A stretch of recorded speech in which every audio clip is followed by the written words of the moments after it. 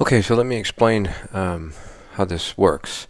So in order to have a different voice on the lower half of the keyboard and a different one on the upper half, but only have the lower half chords trigger the arranger, but the upper not trigger the rearranger, we need to make some configuration changes.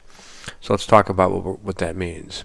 So right now, one of the problems with the left hand is that if I wanted to play a melody on the lower section, when I press a single note, you'll see that the chords change.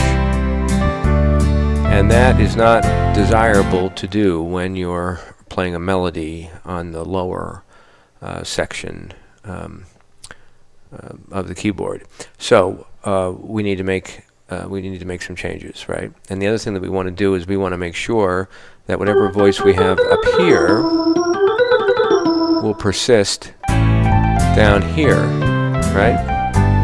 Okay, so what we're going to do is we're going to go into the menu and we're going to do a couple things. So the first one is, if we take a look at this, if we go into Arrange Your Keyboard, Reception, what we show here is the global MIDI channel of channel 1, which is what my keyboard is set for, is the single channel that transmits both the right hand upper and the left hand lower to the unit.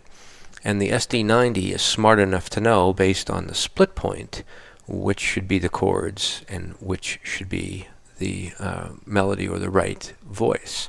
But the problem is that again, you don't have the sound on the lower. Okay, let me show you. Let me go in here and temporarily let me mute these. So you'll see we have no sound.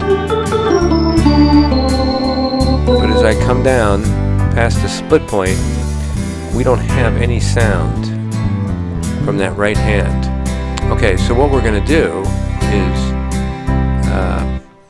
is we are going to go into the MIDI setting here, and we are going to turn on the right channel. Now, what this does is, remember, the global channel is used for the overall configuration and a manipulation of the piano mode, the pianist, the bassist, and also the separation of the chords versus the right hand using the split point.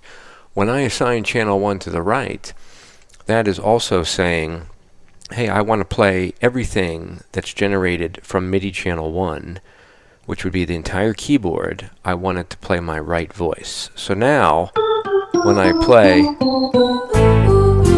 I'm getting, let me turn that arranger off, okay? I will get the same voice normally. But the reason we're hearing different voices is because I've already set that up in preparation for this. Oh, I'm sorry. So that is all the same voice. Right? All the way up and down the piano. Okay? So before, when I didn't have that, if I go back to the MIDI channel and I turn this off, I have the voice at the top, but I don't have it at the bottom. See, the voice is gone. Okay? So we need to turn that on. Okay. Now, the problem with that is, though, when I play the top voice, it's going to work fine. And it won't change chords. So that's very good. But the bottom, when I want to play a single note, it is going to change the chords. So you see up there in the display how the chord is changing? It's only a root chord without the fifth and the third, but it's still changing. And that's undesirable. I can't have that happen while I'm playing a melody. Listen.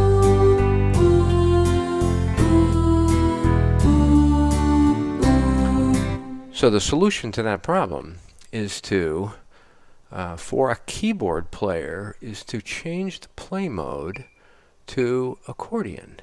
And now when you do that, remember that these play modes, the way they work is that the master keyboard play mode is a simple pass-through. So all the MIDI channels come in, they're uninterpreted, and they go straight to the arranger. But in accordion mode, the MIDI channels are pre-processed in a certain way to work properly with the right hand of an accordion. Well, it's that right hand effect that we're trying to seek in this gentleman's question, and so it works perfectly for just a normal keyboard transmitting on one channel. So if we go back into here, and now that we have it set to accordion mode, we go in and we change the global channel to 1. We don't need the left channel, and we leave the right channel to 1, which is exactly the way we had it before. Now when I press a single note, I won't get a chord change. See how the chord isn't changing up in the display? Here, let me show you. Right? So look up here.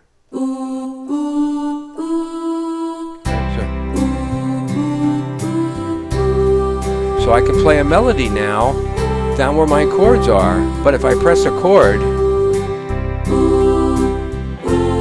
I change it.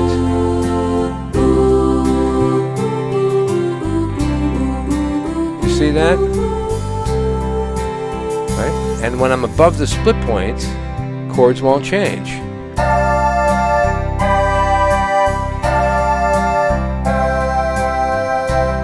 Okay, and that's the idea behind how this works.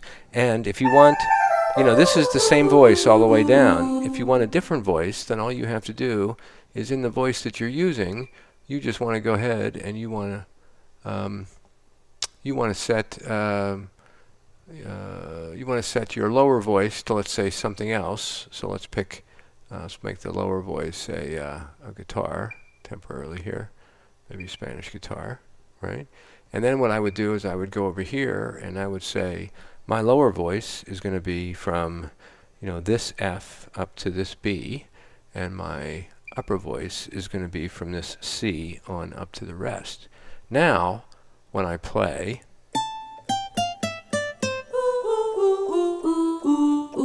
I get two voices on the keyboard, one for the right hand, one for the left hand, but more importantly, remember that the configuration that we have by choosing the accordion play mode and adjusting those MIDI channels for a keyboard lets us now not have chords in the top half of the keyboard, but have them in the bottom half of the keyboard.